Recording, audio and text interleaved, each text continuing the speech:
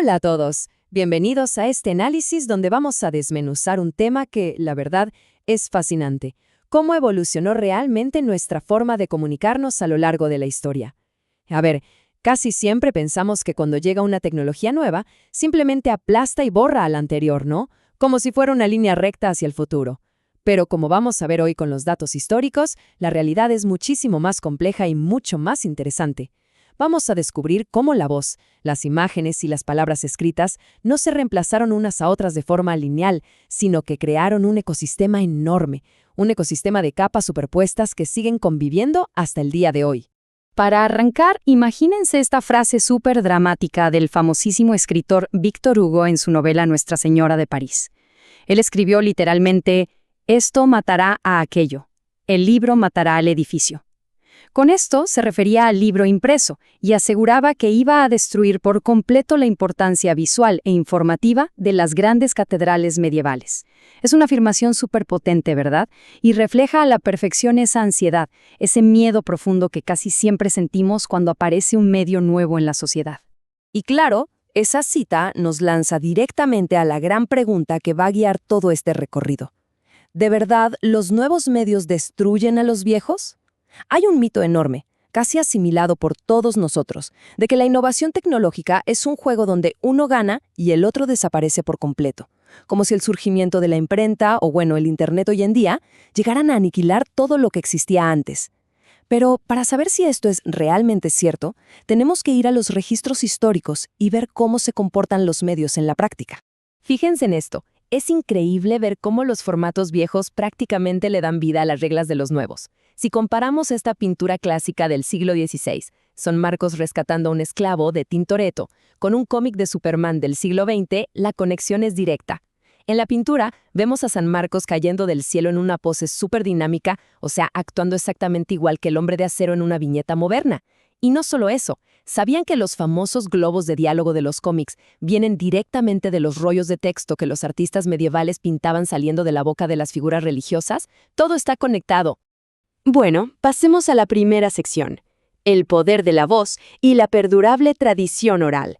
Para entender cómo conviven todas estas capas, tenemos que irnos a la base, al nivel más antiguo de nuestro ecosistema. El contraste entre lo oral y lo escrito es brutal. La cultura oral es súper fluida, es un esfuerzo colectivo y depende 100% de la memoria y de improvisar en el momento. Por ejemplo, los investigadores Milman Parry y Albert Lord comprobaron que las grandes épicas antiguas, como la Ilíada o la Odisea de Homero, eran en gran medida poemas improvisados. Los narradores usaban frases prefabricadas y las iban armando sobre la marcha. La escritura, en cambio, trajo algo radicalmente distinto: la idea de que un texto es fijo, es permanente, y donde el autor original se convierte en el centro de atención.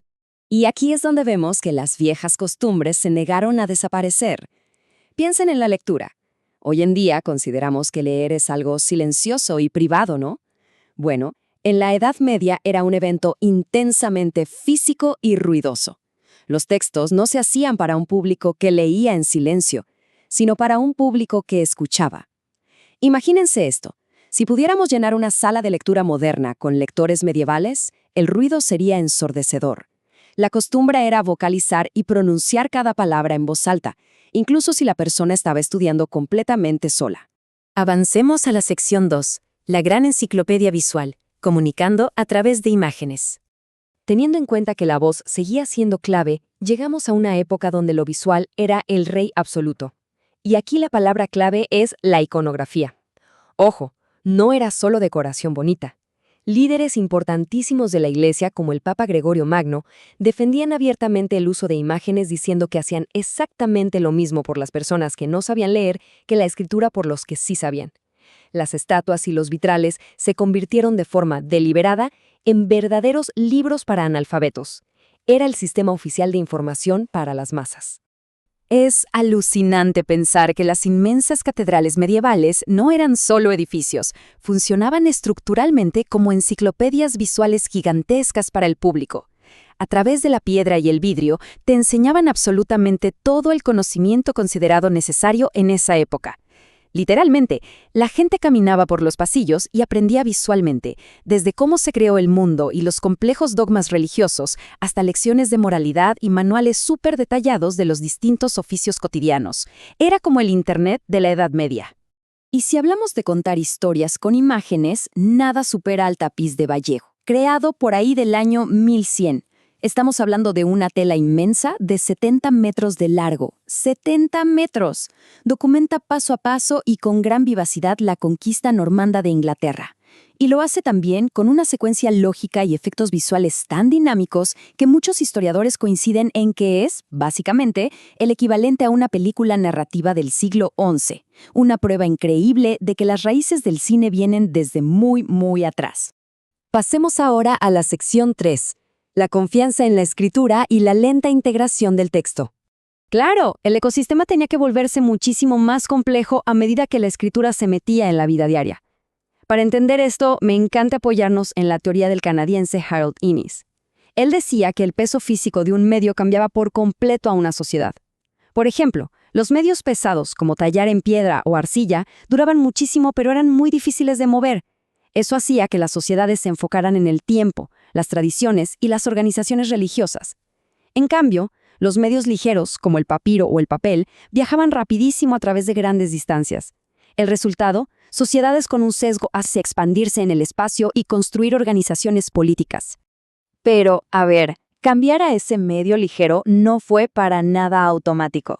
De hecho, la gente tardó siglos en confiar en un documento escrito. Hay una anécdota de Inglaterra del año 1101 que es súper reveladora. Resulta que la población general e incluso las autoridades locales desconfiaban tanto de la burocracia que preferían 1000 veces creerle a la palabra hablada de 3 obispos presentes antes que a un documento oficial y escrito del Papa. Literalmente despreciaban al papel llamándolo, y cito, pieles de carnero ennegrecidas con tinta. Así de poca confianza había.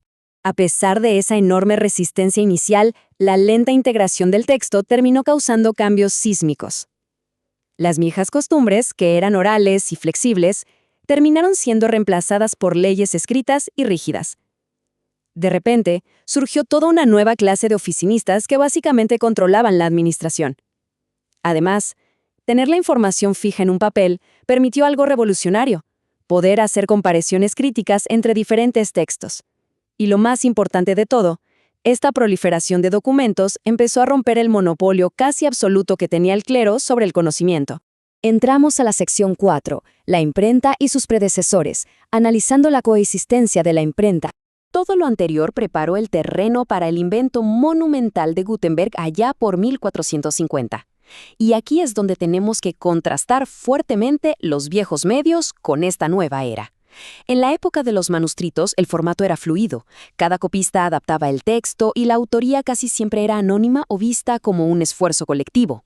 Pero la imprenta estandarizó y fijó los textos para que fueran idénticos. Y fíjense qué interesante. Esta fijeza creó una nueva obsesión cultural por la permanencia y la fama del autor. Figuras literarias como Dante, Petrarca y Chaucer empezaron a buscar activamente asegurar su propio legado y su gloria personal para el futuro. Si miramos esta línea de tiempo, nos damos cuenta de que los periodos de cambio son inmensos y están súper superpuestos. Pasaron miles de años desde que apareció la escritura hasta que se desarrolló el alfabeto, y luego otros milenios hasta la invención de la imprenta. La lección vital aquí, lo que quiero que nos llevemos de esto, es que la llegada de una nueva tecnología no hace que abandonemos inmediatamente las antiguas. Los libros copiados a mano siguieron produciéndose y mantuvieron una importancia cultural enorme muchísimo tiempo después de que la imprenta ya estuviera funcionando en todas partes. Coexistieron. Y esto nos lleva a la sección 5, un ecosistema en constante cambio. Vamos a analizar los medios modernos. Teniendo en cuenta este riquísimo contexto de coexistencia, traigamos el viaje al presente. Les cuento que dentro de la academia no hay un consenso absoluto, hay una gran diversidad de perspectivas sobre qué provocan los nuevos medios. Por un lado, historiadores como Carlos y Pola sostienen que saber leer e imprimir impulsa directamente la racionalidad y el progreso. Teóricos como Jürgen Habermas argumentan que los medios crean una esfera pública democratizadora para debatir. Pero por otro lado, hay perspectivas críticas que advierten que los nuevos medios no son progreso garantizado. Señalan que pueden ser canales de propaganda, socavar la autoridad y poner en riesgo la cohesión social. Lo importante para nosotros es ver estos datos de forma imparcial, sin asumir que la tecnología es automáticamente buena o mala. Y toda esta evidencia nos conduce a la tesis central de nuestro análisis. Los medios operan como un ecosistema vivo, una red interactiva. Nada surge en el vacío, y las plataformas nuevas siempre piden prestado de las anteriores. Fíjense, las exitosas series de televisión actuales heredaron toda su estructura de los programas serializados de radio de hace décadas, y esos programas de radio, a su vez, le copiaron el modelo a las novelas publicadas por entregas en las revistas del siglo XIX, un formato que hicieron famoso gigantes de la literatura como Charles Dickens y Fyodor Dostoyevsky. Todo es un ciclo. Finalmente, esto nos deja con una reflexión súper profunda. A lo largo de la historia, ya vimos que el libro no destruyó a la catedral y que la imprenta no silenció a la palabra hablada ni extinguió a las artes visuales. Simplemente alteró el equilibrio para crear una convivencia más rica. Entonces, al contemplar la tremenda transición digital en la que vivimos inmersos hoy, ¿qué significa esto? ¿Cómo interactuarán el Internet y la inteligencia artificial con nuestras capas de comunicación más antiguas? En lugar de asustarnos pensando en la aniquilación de los viejos medios, deberíamos prepararnos para la continua e imparable evolución de este antiguo ecosistema. Muchísimas gracias por acompañarnos en este recorrido. Esperamos que los haya dejado con mucha curiosidad para seguir aprendiendo. Hasta la próxima.